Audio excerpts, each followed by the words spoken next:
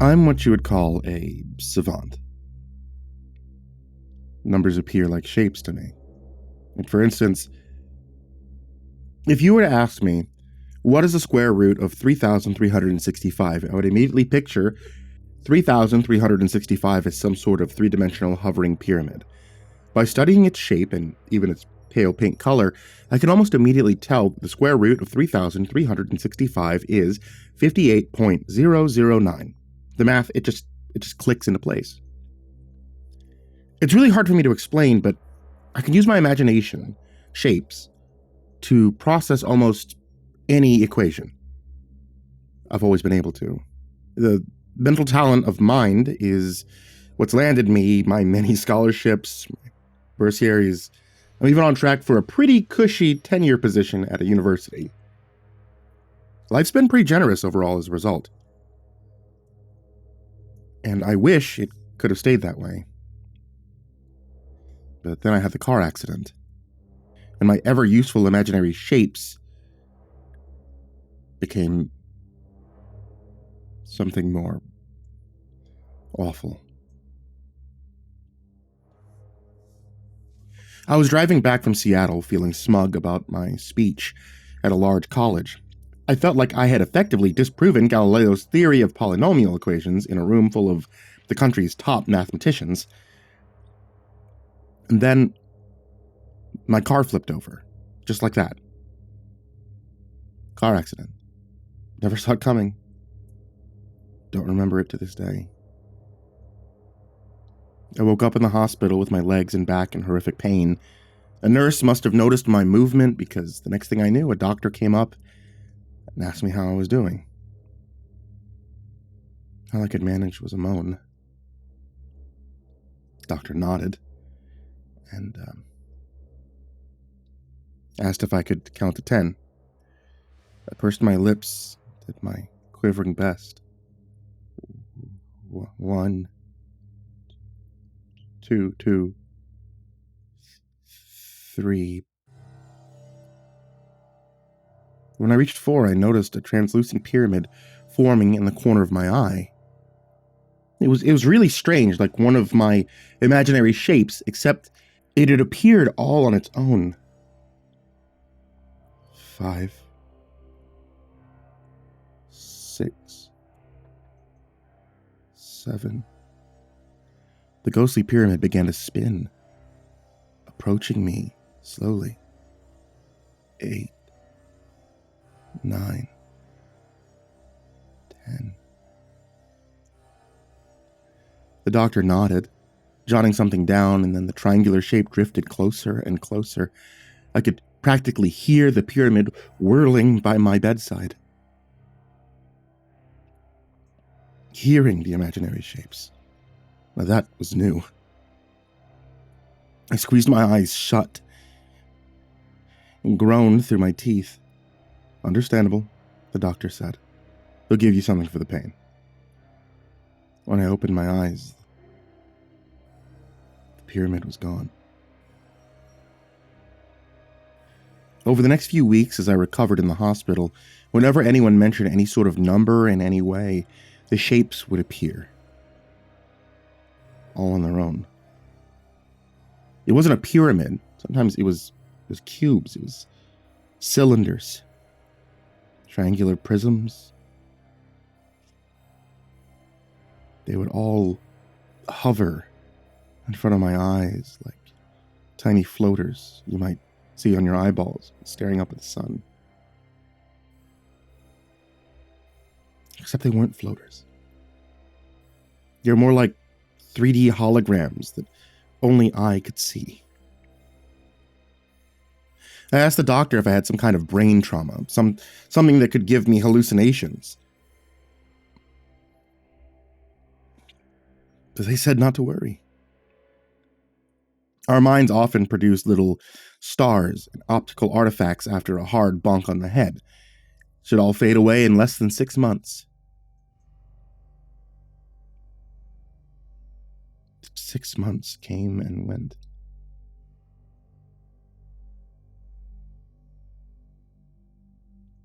It got worse. The shapes began to group together. One long rectangular prism would form a brow, and then an oblique spheroid would form a mouth. Two small, shimmering diamonds would form eyes. I mean, that's right, the shapes, they started making a face. I was actually having lunch with the university's dean, explaining just how ready I was to return to the workplace when I first saw the horrifying face thing. It assembled itself and hovered right next to the dean's head. I'm sorry, you've had to reduce your salary, but it's all probationary. I hope you understand. It won't affect your 403B plans unless... David? Hello? You with me? The shapes all furrowed, resulting in a very demonic expression. Two cones appeared and acted as horns. David? What is it? I clutched my eyes shut and breathed through my palms. Only after a minute of blinding myself did the faceling disappear. Are you all right? A strong metallic taste filled my mouth. I pushed away from the dean's desk and threw up. After several awkward minutes and apologizing profusely, I explained that it must have been my concussion acting up. The dean nodded with a resigned frown. Right. Let's give it some more time. But time only made things worse. Not long after, in the middle of the night, I was awoken by the sound of a wind chime. Delicate, ephemeral wind chimes. A dark shadow crossed behind my dresser, and I recognized that same hovering faceling. The eyes were gleaming. It inched out, warping its ovoid mouth as if to mimic the shapes of talking. The voice was the most sterile, synthetic tone I'd ever heard, as if a computer had mimicked the voice of another computer, which had been mimicking the voice of another computer, which had been mimicking the voice of another computer ad infinitum. Show me, the words came warbling. I sprung up in a cold sweat. What? Show me. I closed my eyes, stuffed in my AirPods with white noise on full blast. It was the only way to ignore the voices that weren't really there. I thought all these shapes had to just be in my head, right? But since I was a child, my trick for falling asleep was to count sheep, so that's what I did. 1, 2, 3. The adorable cartoon sheep in my mind's eye began to morph, their wool shredded out into long strands of barbed wire, shimmering angular wire that lengthened with each number I counted. After 8, I stopped counting. The barbed wire collapsed and coiled around the bleeding mammal's soft flesh. I could hear the shrieks of death. No! I threw off the covers and stood up in my room. The translucent faceling hovered with an evil smile above my bed. Get the fuck away! Get the fuck out of my head! The faceling opened its mouth, and I could see new barbed wires floating out of its throat, undulating like little snakes. I ran out of my house. The rest of the night was spent walking around the university grounds until the cafe opened. Insomnia became my new friend. I didn't know how to make the visual hallucinations go away. All I knew was that if I interacted with numbers, like if I heard them, say them, especially counted them, the faceling became worse. Paying all my hospital bills resulted in giving the faceling a torso. Filing away all my old math work gave the faceling long, insect-like arms. Dialing the number for the psychiatrist gave it a long, tubular tail. I've had many sessions with my shrink now, draining what little was left of my bank account to try and rewire my head to stop seeing this horrible nightmare. Just embrace it, my shrink finally said. Embrace it? I've tried everything to make it go away. Why don't you listen to what it wants? What do you mean? It could be your subconscious trying to purge something. If you just let it run its course, it could finally leave you alone. I thought about what the faceling wanted. All it ever said was, show me. Which never made any sense because what could I possibly have to show? Can you draw it? My shrink asked at the end of my session. Maybe if I could see what you're seeing, I could be more of use. And then everything fell into place. It wanted to show itself. The faceling wanted to be presented. It was saying, show me. I drew some rough sketches of a snake creature with a demon face, bug legs. The psychiatrist admitted that it looked pretty unsettling, but she and I both knew an amateur drawing wasn't its true form. No, its true form was what all of its body parts created when added together. What all the math counted up to. The equation. My connection with the university is tenuous at best. As my mathematical brilliance had not quite returned to its previous state, the faculty was not exactly excited to have me back, but when I told them that I had a breakthrough, that I discovered a formula to end all formulas, they let me have a guest lecture at the STEM hall. A couple curious students trickled in for my lecture. Some of the old professors sat in the back. I explained that I would reveal my theory once I had written it all down on the whiteboard behind me. It would make better sense that way. No sooner had I finished talking when the demon faceling crawled up a few feet away from me. The awful thing had grown into a monstrous 10-foot scorpion with a curved, pyramidal stinger. It was hard not to shudder from the sight of it, but I stood my ground. I'm not afraid of you, I said to myself. The faceling didn't look threatened. In fact, it appeared overjoyed because it knew what I was doing. It calmly glanced at its colors and angles. It wrote the measurements on the whiteboard. 73.46 was the square root of its spine.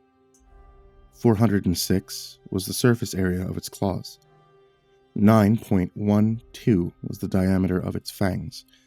The numbers grouped in a formula that felt as natural as the golden ratio, except instead of eliciting the feeling of completeness or beauty, I started feeling sick to my stomach. What is it? One of the professors asked from the back. Is this related to Galileo's theorem? I continued to write without stopping. I was in a flow state, and there was no room for second guesses. I heard gagging from the back. A few students were feeling sick. David, what are these numbers? Bring us up to speed here. But I couldn't stop. My hand kept writing, even though the audience behind me started to writhe and vomit. I didn't look back for any glances. The math had to be written out. Are you bleeding? David, your eyes. What's happening to your eyes? Warm, prickling liquid poured out from my tear ducts. I could see large red stains on my shirt. It wasn't tears. I squinted and gritted through the pain. The fiery heat in my vision was relentless, but I had to push forward. For the love of God, David, what is this? They're passing out, the students! David, stop! I added brackets, exponents, couple Greek letters. I was channeling all the numbers from the faceling I could grasp. I understood them perfectly. On the very last line, my formula came to a close. Omega equals delta 4 times 23.666.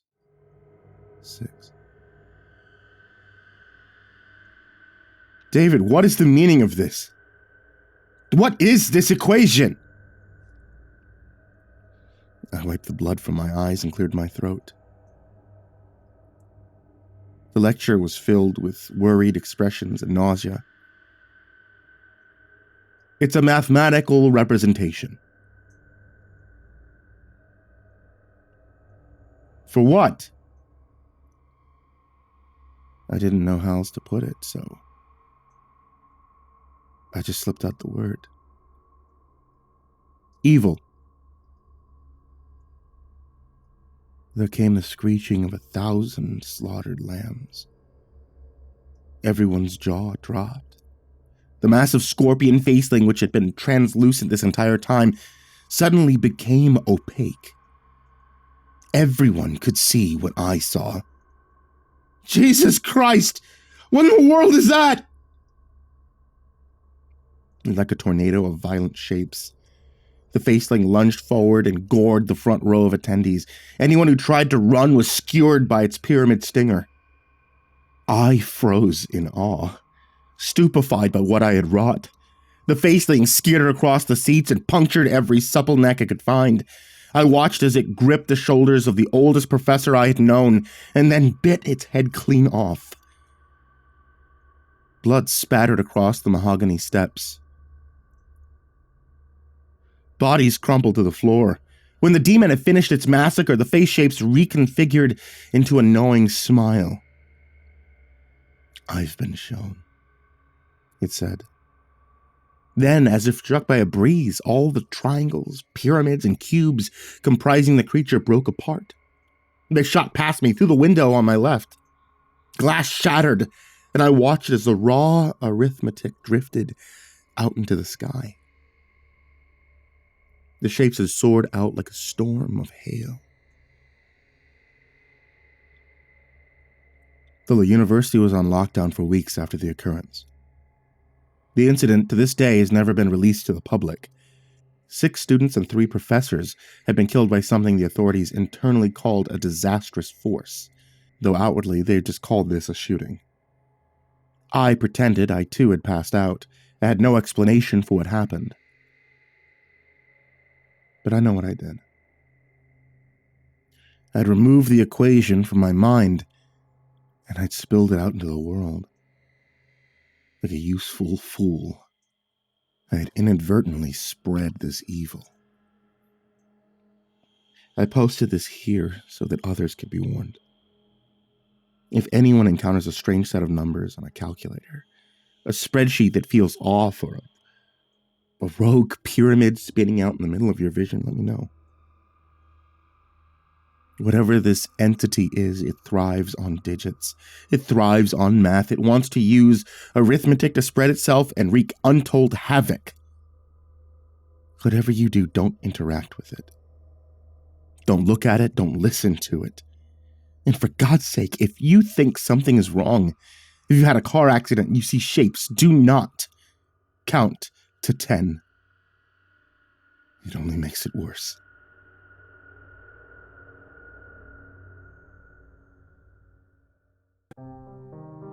Hey there kids, it's me, MrCreepyPasta, and I just wanted to tell you thank you so much for watching tonight's video or for listening to tonight's episode of the podcast. It's still cold. I don't know if you guys have that major freeze that happened to me, but yeah, it's in Texas and it's snowing. So it's pretty damn cold, but you know what's not cold? A hot cup of tea, and my wife still sells tea. And as always, I want to give a very big thank you to everybody who supports me over at Patreon. That's patreon.com/MrCreepyPasta. I cannot thank you guys enough. Thank you guys so much for being supporters. That goes for everybody who was down in the description, as well as AcidSystem, BallarmsTheRat, Blake Rattler, Brandon Mendoza, Brenna, BrimstonePandemonium, Caltuna, ChainSmoker Dealer, ChicagoHitman, CoryxKenshin, Cronut508, CrusaderChocobo, CursepoxPrimarch, Dakota Best, Daniel Poulsen, Dante Kinkade, Diana Kraus, Ellie Hutmire, Enchanted Buns, Estebean, Gemma Halsey, HIDive's nephew, himbojerry, Hourminsec's, Jay Keems, Jed is Pet, Jordan Humble, King Crab, Mr. Marcus Blitz, Old Penguin, Peaceful Buddha, Psychomel, Red Shadowcat, Remember the Sun, Rinku Star, Salty Surprise, Samara Line, Seclude, Simba's Bloody Mojo, Sky Harbor, Smiley the Psychotic, Sullyman, Tali Sue, the Chavez Brothers. Thank you guys so much for being here. Thank you for listening. Thank you for watching. And sweet dreams.